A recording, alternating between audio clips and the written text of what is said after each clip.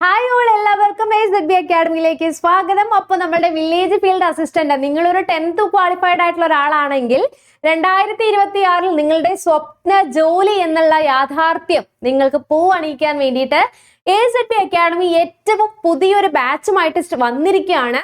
നമുക്ക് ഈ ഒരു കോഴ്സ് നിങ്ങൾ പർച്ചേസ് ചെയ്ത് കഴിഞ്ഞാൽ village field assistant, Bevco LDC, company board LGS exam ഏതാവട്ടെ 10th ലെവലിൽ വരുന്ന എല്ലാ പരീക്ഷകൾക്കും നിങ്ങൾക്ക് ഈ ഒരു സിംഗിൾ കോഴ്സ് പർച്ചേസ് ചെയ്ത് കഴിഞ്ഞാൽ എന്താണ്, പഠിച്ച് നിങ്ങളുടെ സ്വപ്ന ജോലിയിലേക്ക് എത്താവുന്നതാണ്. 120 ദിവസത്തെ സ്റ്റഡി പ്ലാൻ, ഓരോ ദിവസവും നിങ്ങൾ എന്താണ് പഠിക്കേണ്ടതെന്നുള്ളത് കൃത്യമായ സ്റ്റഡി പ്ലാൻ പ്രകാരം അതിന്റെ ഡെയിലി എക്സാമുകൾ ഉണ്ടാകും, വീക്ക്ലി എക്സാം ഉണ്ടാകും, മന്ത്ലി മെഗാ റിവിഷൻ ഉണ്ടാകും. അപ്പം നിങ്ങളെ സപ്പോർട്ട് ചെയ്യാനായിട്ട് ഒരു മെന്ററും നിങ്ങളുടെ കൂടെ ഉണ്ടാകും. അപ്പൊ നിങ്ങളെ ഇരുത്തി പഠിപ്പിച്ച് ജോലി വാങ്ങിക്കുന്ന കാര്യം ഞങ്ങൾ ഏറ്റവും നിങ്ങൾ പഠിക്കാൻ തയ്യാറാണെങ്കിൽ അപ്പോൾ അഡ്മിഷൻ എടുക്കാനായിട്ട് ഈ കാണുന്ന നമ്പറിലേക്ക് ഒന്ന് വിളിച്ചാൽ മതി. അല്ല ഇതുമായി ബന്ധപ്പെട്ട എന്തെങ്കിലും സംശയങ്ങൾ ഉണ്ടെങ്കിൽ നിങ്ങൾ ഈ കാണുന്ന നമ്പറിലേക്ക് ഒന്ന് വിളിച്ചിട്ട് ഒന്ന് പ്രസ് ചെയ്താൽ മതി കേട്ടോ. ഇനി അതുപോലെ തന്നെ ഗൂഗിൾ ഫോം താഴെ അറ്റാച്ച് ചെയ്തിട്ടുണ്ട്. നിങ്ങൾ എന്ത് ചെയ്യുക, എന്തെങ്കിലും ഡൗട്ട്സ് ഉണ്ടെങ്കിൽ അതിൽ എന്ത് ചെയ്താൽ മതി, ഫില്ല് ചെയ്താൽ മതി കേട്ടോ. അപ്പം നമുക്ക് നമ്മളുടെ വീഡിയോയിലേക്ക് കടക്കാം.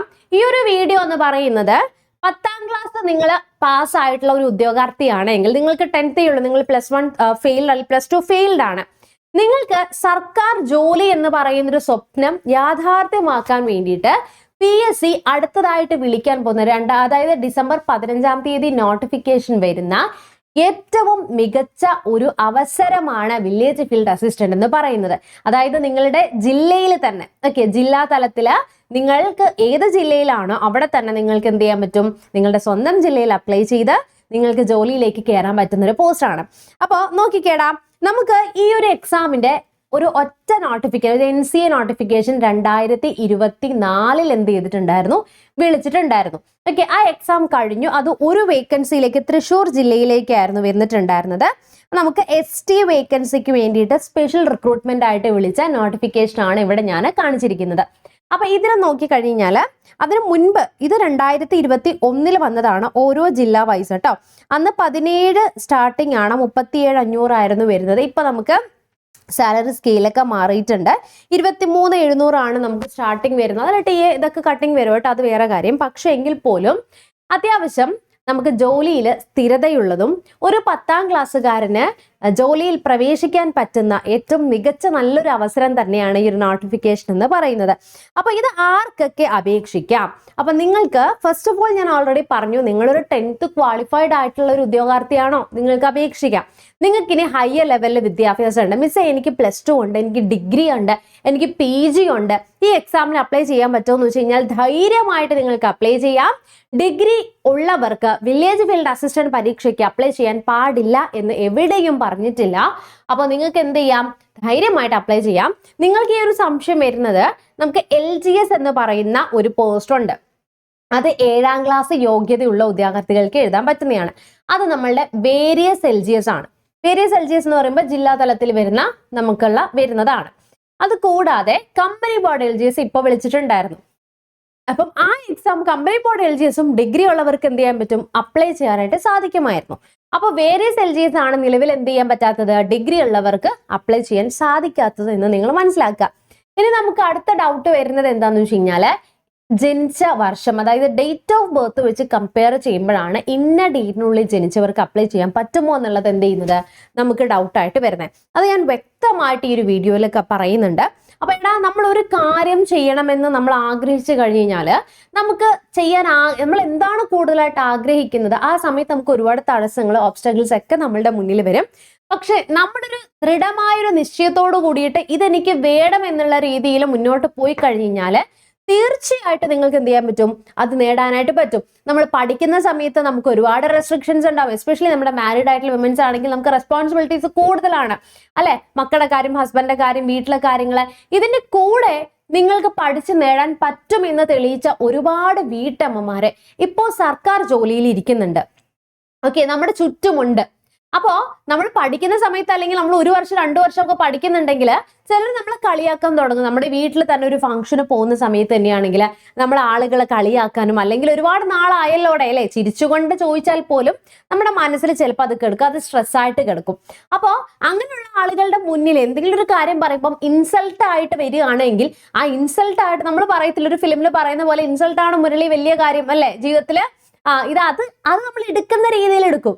അതായത് ഇപ്പൊ എന്നെ ഒരാൾ ഇൻസൾട്ട് ചെയ്യാണ്, അതിനു മുന്നേ അതാണ് എനിക്കിതില്ല, അതെനിക്ക് കേൾക്കേണ്ടതാണ്, എനിക്കൊണ്ട് ഒന്നിനും കഴിയില്ല എന്ന് നമ്മൾ സ്വയം നമ്മൾ തന്നെ വിലയിരുത്തി കഴിഞ്ഞാൽ അവിടെ തീർന്നു.